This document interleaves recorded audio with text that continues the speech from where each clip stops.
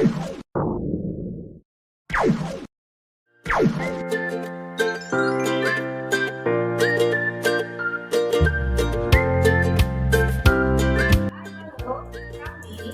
Guru Penggerak angkatan 9 dari Kabupaten Bangka.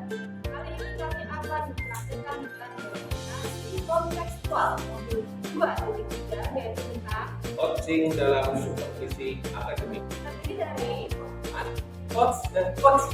saya, Dia Fitrawati dari SD Negeri 1 Kedung Jangan. Rahmat dari SD Negeri 1 Bangsa. Irawan dari SD Negeri 1 Purbalingga. Selamat menyaksikan.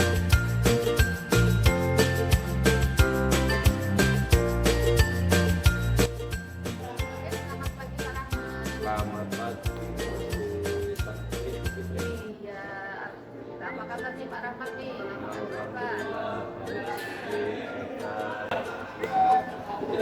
Ya.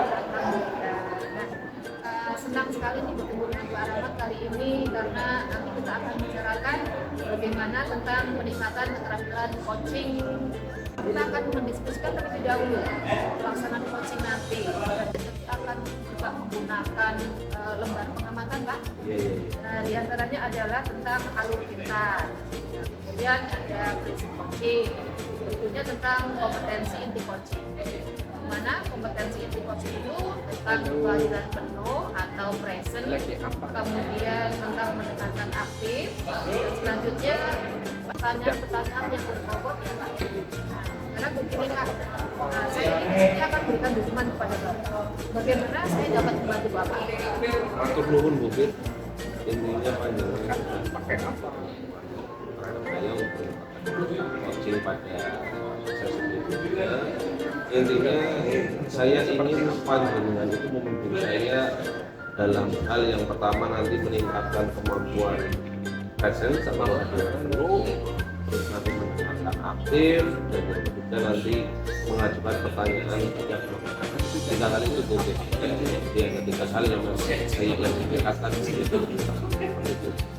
Baik, saya akan membantu Bapak dalam hal ini ya Pak ya. Tapi setidaknya Bapak ada urusan Pak. Yang akan Bapak fokuskan nanti pada observasi itu yang mana Pak? Saya dari tiga itu sebenarnya ada dua yang memang pengen saya fokuskan itu. Yang pertama nanti saya ingin mendengar atau mendengarkan aktif.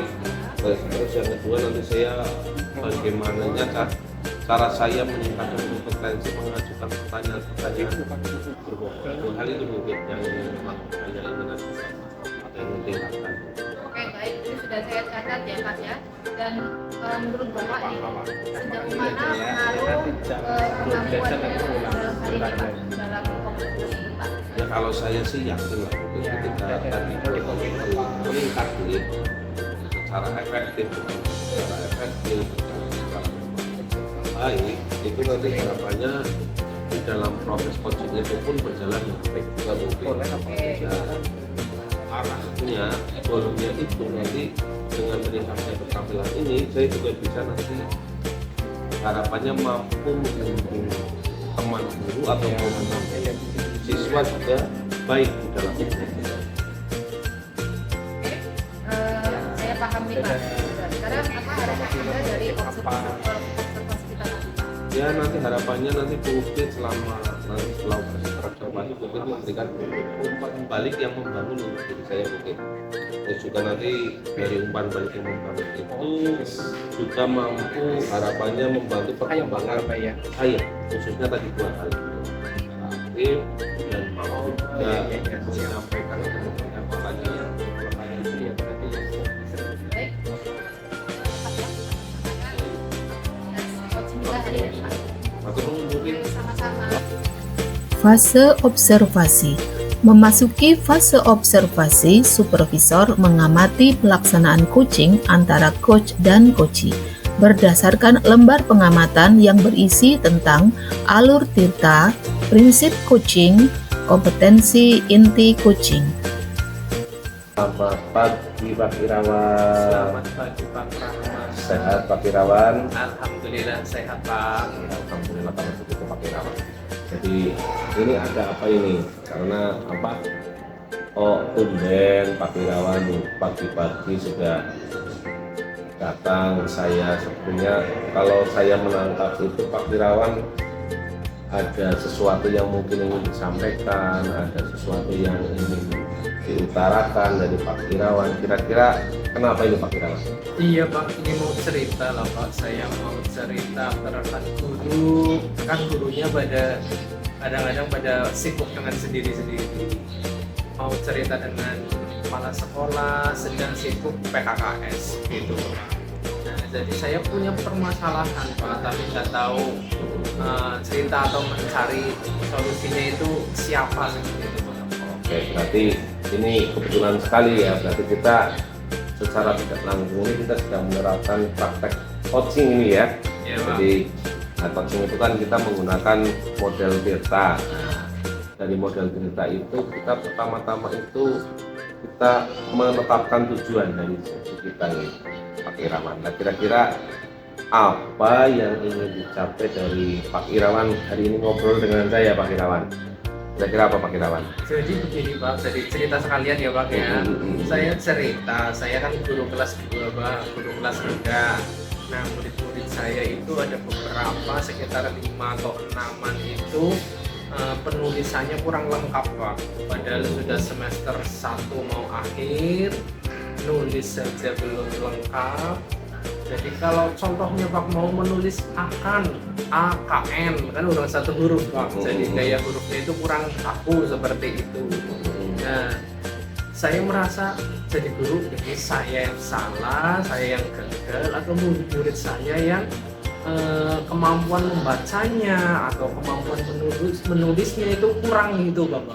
Gitu saya mau mengutarakan ke Bapak. Jadi kalau saya menangkap apa yang tadi Pak Irawan sampaikan itu ada apa ya kesulitan yang dialami oleh Pak Irawan terkait siswanya Pak Irawan kaitannya dengan cara mereka menulis ya Pak Irawan ya. Betul sekali. Nah, kira-kira kalau tadi sih Pak Irawan sudah menyampaikan situasinya ya, situasinya seperti itu. Tapi saya kepengen lebih dengar lebih detail itu situasinya, keadaannya itu seperti apa sebenarnya Pak Irawan?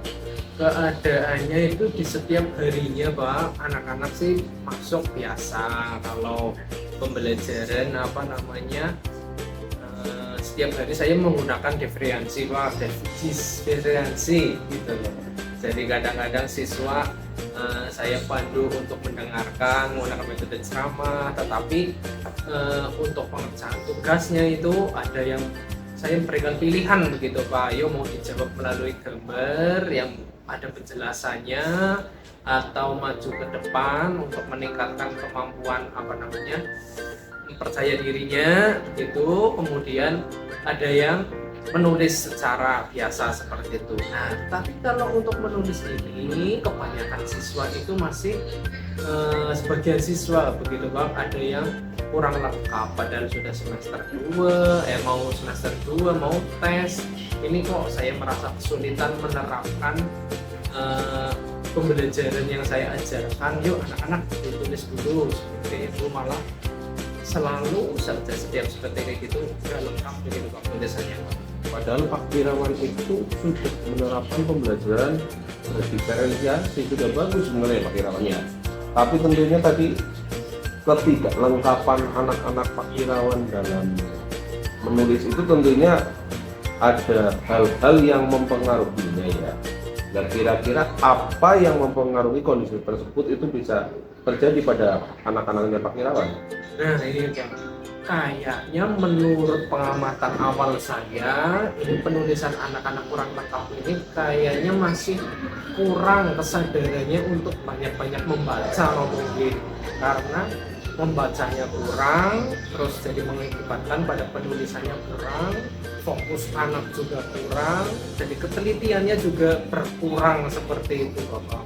Gimana itu? Oh iya, berarti karena ada kesadaran membaca anaknya Pak Irawan, murid-muridnya Pak Irawan itu yang kurang ya. Nah, tentunya dari yang kita obrolkan ini tentunya ada sesuatu kondisi yang harapan dari Pak Irawan itu ingin dicapai ya. Nah, kira-kira kondisi seperti apa dari keadaan awal dari Pak Irawan tadi sampaikan yang nanti kelak ingin dicapai seperti apa Pak Irawan?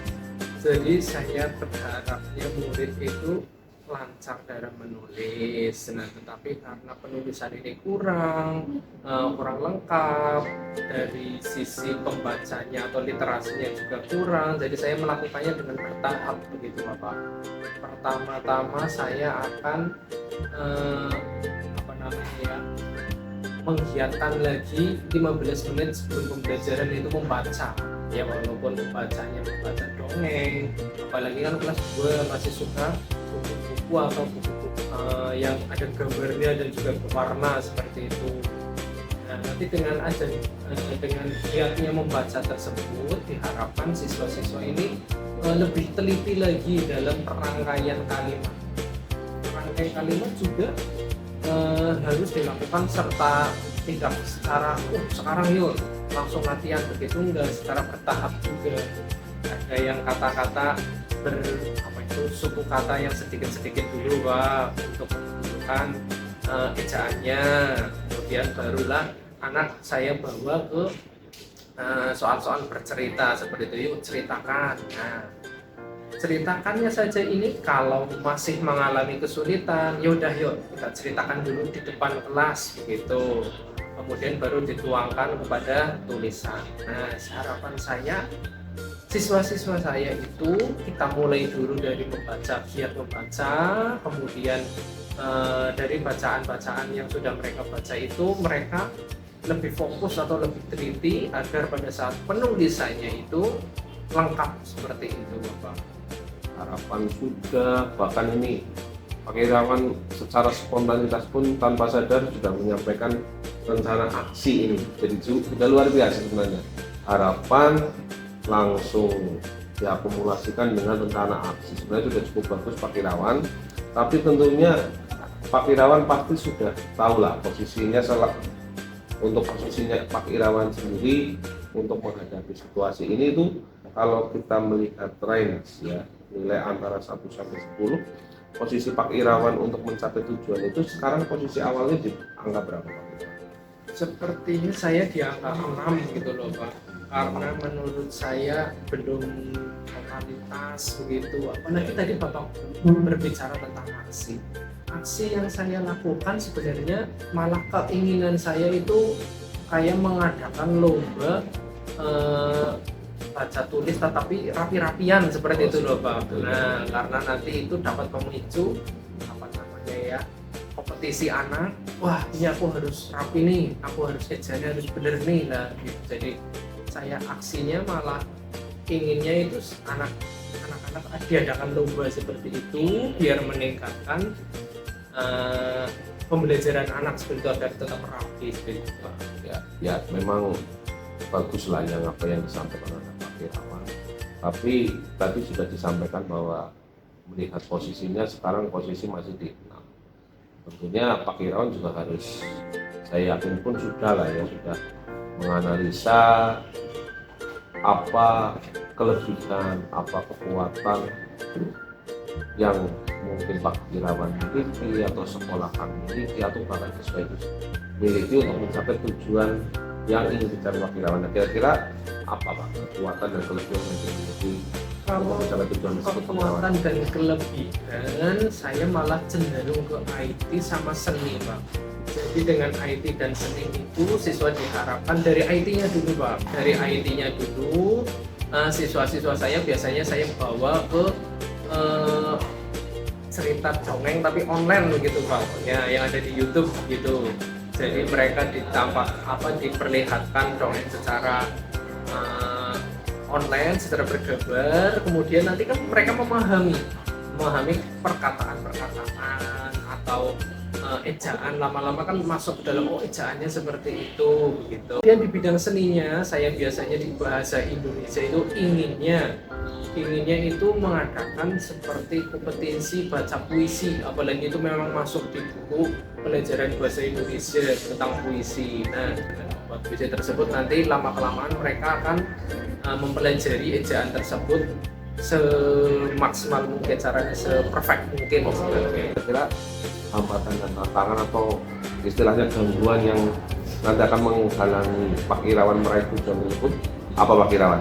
Ya ini Pak, ada berbagai hambatan atau tantangan itu seharusnya mau mengekspresikan puisi itu menggunakan pengeras suara terhambat dengan tidak adanya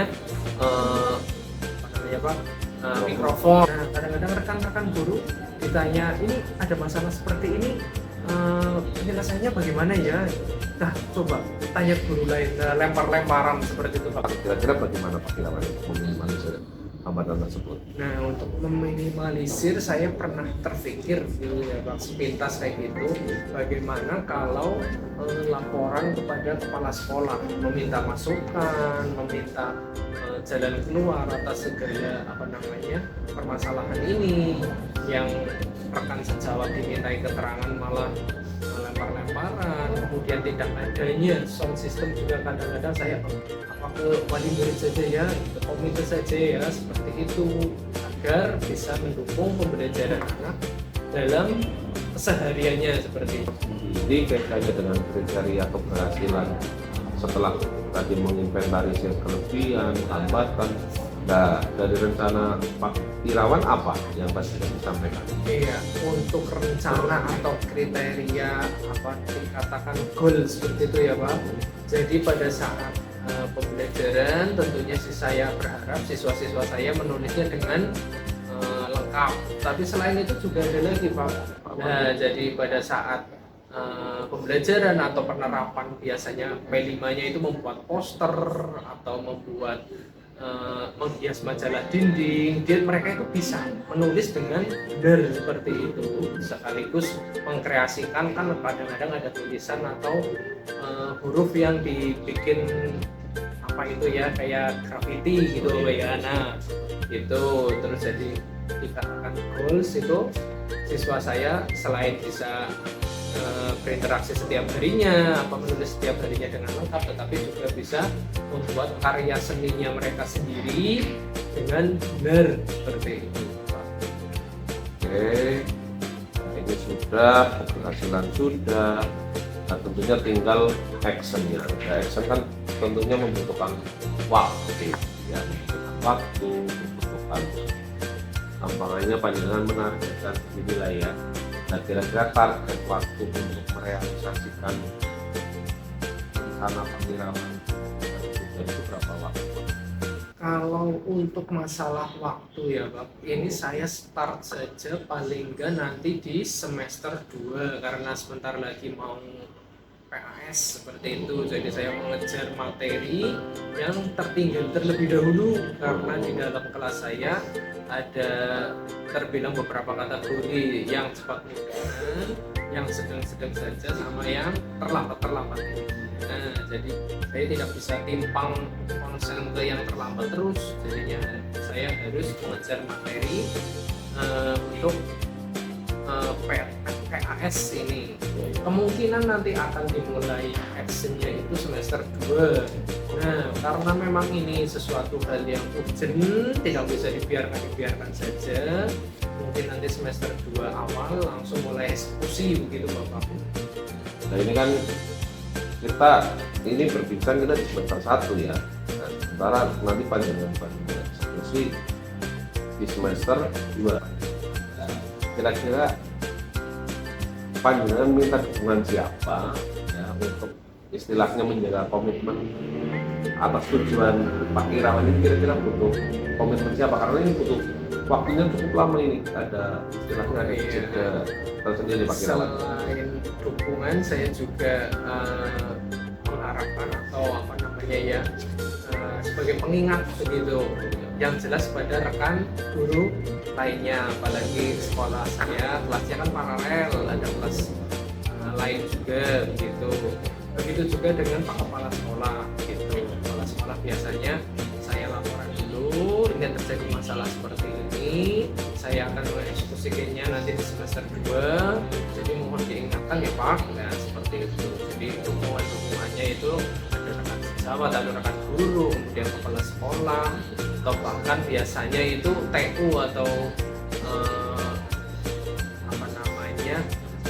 staf lah ya, tenaga pendidikannya seperti itu, mau minta diikut sertakan seperti itu. Berarti banyak pihak di sekolah yang nanti ikut menjaga komitmen dari Pak Irawan. Ya luar biasa lah ya, moga-moga komitmen ini bisa benar-benar terjalin dan tentunya apa yang jadi tujuan Pak Irawan itu dapat tercapai. Lah, ini terakhir Pak Irawan nih, terakhir dari perbincangan lama. Apa yang Pak Irawan simpulkan dari kemudian obrolan kita dari awal sampai akhir, kira-kira apa yang Pak Irawan simpulkan? Yang saya simpulkan itu kita sebagai guru yang tadinya kan saya sebelum ketemu dengan Bapak ya rasanya saya gagal lah jadi guru ya. Nah jadi guru sebenarnya itu jangan patah semangat yang tentunya itu, apalagi menghadapi siswa-siswa yang mengores emosi begitu. Jadi tidak semua siswa itu dapat menerima pembelajaran dari gurunya dengan mudah. Jadi ada hal yang harus berkali-kali diajarkan terlebih dahulu baru mudeng, berkali-kali dilatih dahulu baru bisa. Jadi kesimpulan dari percakapan ini begitu ya Pak, itu ya pada intinya jangan patah semangat dalam memberikan pembelajaran kepada siswa. Luar biasa, saya mendapatkan banyak ini dari Pak Irawan ya, atas masalah, kemudian pemecahan masalah dan bahkan sama komitmennya itu luar biasa dari Pak Irawan. Ya harapan saya apa yang nanti Pak Irawan rencanakan tahun dapat berjalan dengan baik dan tentunya membawa manfaat yang baik buat didik Pak Irawan ya. Jadi terima kasih ya, saya cuma berterima kasih karena saya juga mendapatkan masukan juga ini dari Pak Irawan, karena di awal sampai akhir semua itu asalnya dari Pak Irawan, saya hanya memfasilitasi. Jadi harapannya semoga berhasil ya Pak Irawan ya. Nah, saya Pasca observasi. Setelah observasi selesai dilaksanakan, supervisor merefleksikan catatan pengamatan selama kegiatan coaching berlangsung. Oke, selamat siang Pak Rahmat. selamat siang Bu Bin. Ya, ketemu lagi nih ya. Iya betul. Terima kasih Pak telah menyediakan waktu untuk berbicara dengan saya. Sama-sama. Nah, saya ini ingin membahas hasil pengamatan, hasil observasi saya tadi terhadap apa yang telah saya lakukan mengenai coaching tadi bersama coaching. Nah, untuk itu saya ingin tanya nih Pak, bagaimana Pak Rahmat menilai performa Pak Rahmat tadi saat melakukan coaching berkaitan dengan kompetensi yang dikembangkan Pak? Ya kalau secara pribadi sih Bu Fit, secara jujur ya saya merasa apa yang sudah saya terapkan selama praktek coaching tadi, kompetensi-kompetensi yang tadi saya inginkan itu sudah tercapai Bu Fit. Sudah ya sudah sesuai apa yang saya harapkan dan saya inginkan Bu Fit. Seperti itu Bu Fit. Oke. Nah, sekarang nih apa yang membuat Pak Rahmat merasa demikian Pak? Ya karena tadi kan saya pengen menilai itu dua hal ya, maksudnya saya kepengen meningkatkan dua hal. Yang pertama tadi mendengarkan aktif, terus yang kedua saya mengajukan pertanyaan yang berbobot dengan baik. Nah, saya berpandangan tadi saya sudah mendengarkan dengan baik apa yang disampaikan oleh coaching dan saya juga sudah mengajukan pertanyaan ke coaching juga bobot, apalagi saya memakai kata-kata kunci yang sudah saya catat dan saya tangkap dari coaching yang tadi menyampaikan. Itu Bu Fit. Oke Pak, ini kesempatan ini boleh nggak nih saya menyampaikan hasil pengamatan saya nih Pak? Ya boleh sekali lah Bu Fit, apalagi kan biasanya kalau dari luar jauh lebih jujur kan. Betul, ya. Boleh Oke. sekali. Dari hasil pengamatan saya tuh Pak ya, tadi saya melihat itu Bapak itu telah melakukan kompetensi mendengarkan aktif ya dan mengajukan pertanyaan-pertanyaan yang berbobot itu dengan sangat baik loh Pak. Nah, sesuai dengan standar yang telah kita rujuk ya. Nah, nih mendengar ini bagaimana pendapat Bapak nih? Ya kalau itu kan tadi penilaiannya bagus ya Bu. Iya. Saya ya merasa tersanjung, merasa sangat senang sekali lah ya ketika Bu Fit menyampaikan itu baik lah ya. Tapi ya tadi Bu Fit sudah menyampaikan hal yang baik, tentunya saya secara pribadi ya mengucapkan terima kasih sekali atas umpan balik yang disampaikan oleh Bu Fit itu. Nah, Namun demikian ya Pak ya, Oh, iya, iya, nah, iya. kita juga melihat aspek-aspek yang masih dapat ditingkatkan. Oh ya, Sudah apa Bu? baik, cuma harus ditingkatkan lagi. Apa Bu? Gitu. Apa Bu? Misalnya Kira-kira. saat dengan observasi, saat saya observasi tadi itu, saya melihat dalam praktek coaching itu Bapak terkadang kok kayak hilang fokus begitu Pak. Iya sih, Ya, saya yang- memang merasa seperti itu. Ya, mungkin. yang sebetulnya seharusnya sesuai dengan standar Bapak harusnya fokus full, ya full fokus dalam mendengarkan apa yang disampaikan oleh coaching. Bagaimana nih pandangan Bapak nih? Ya saya sih ya di samping tadi saya merasa sudah itu ya memang terkadang ya namanya manusia gitu. Iya, betul. Apalagi ketika kamu tadi berbincang dengan coach tadi itu mungkin karena di tempat umum ya ada mungkin orang lewat ya akhirnya terkadang hilang fokus Bu, seperti akhirnya teralihkan dengan orang lewat tadi itu Bu. Seperti itu Bu, saya sih merasa seperti itu. Ya, ya baik Bapak, dari diskusi kita ini untuk selanjutnya langkah konkret yang akan Bapak lakukan untuk meningkatkan di performa area ini berapa sih Pak? Saya sih sadar ketika seperti ini itu tidak mungkin berlangsung secara instan, dibutuhkan latihan rutin berkelanjutan. Jadi saya mungkin akan mencoba untuk terus berlatih secara intensif bagaimana saya menjadi pendengar yang baik. Itu terus juga saya bagaimana saya merumuskan sebuah pertanyaan itu secara efektif lah. Jadi saya itu akan terus berlatih di setiap kesempatan mungkin. Itu rencananya seperti itu. Wah, luar biasa ini Pak ya. Nah, itu adalah langkah yang baik Pak, langkah yang sangat baik. Nah, saya akan catat nih hasilnya dalam forum supervisi akademik ini Pak. Terakhir nih Pak ya, pertanyaan terakhir. Apa yang Pak Rahmat peroleh dari proses ini tadi nih? Ya saya yang jelas saya merasa berkembang. Kompetensi saya merasa berkembang, terutama ini ya di atas bimbingan panjenengan itu saya jadi lebih lebih bersemangat dan juga saya mendapatkan umpan balik yang dari panjenengan. Saya juga jadi lebih terpacu untuk menjadi lebih baik ke depannya. Jadi saya secara pribadi mengucapkan banyak terima kasih terhadap Bukit yang sudah mau mendampingi praktek coaching saya mungkin. Oh, sama-sama Bapak. Dan semua itu memang harus kita laksanakan ya Pak. Tanpa berlatih biasanya tidak akan ada hasil yang maksimal. Oke, terima kasih Pak Rahmat atas pertemuan kali ini. Bapak Ibu guru hebat, demikian praktik tentang coaching untuk supervisi akademik. Semoga bermanfaat dan terima kasih.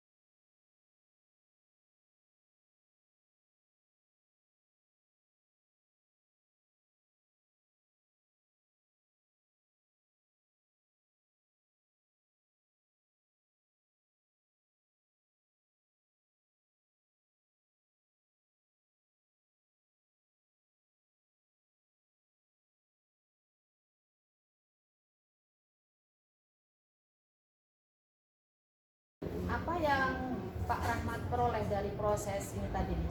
Ya saya yang jelas saya merasa berkembang. Kompetensi saya merasa berkembang, terutama ini ya di atas bimbingan panjenengan itu saya jadi lebih lebih bersemangat dan juga saya mendapatkan umpan balik yang dari panjenengan. Saya juga jadi lebih terpacu untuk menjadi lebih baik ke depannya. Jadi saya secara pribadi mengucapkan banyak terima kasih terhadap Bukit yang sudah mau mendampingi praktek coaching saya mungkin. Oh, sama-sama Bapak. Dan semua itu memang harus kita laksanakan ya Pak. Tanpa berlatih biasanya tidak akan ada hasil yang maksimal. Oke, terima kasih Pak Rahmat atas pertemuan kali ini. Bapak Ibu guru hebat, demikian praktik tentang coaching untuk supervisi akademik. Semoga bermanfaat dan terima kasih.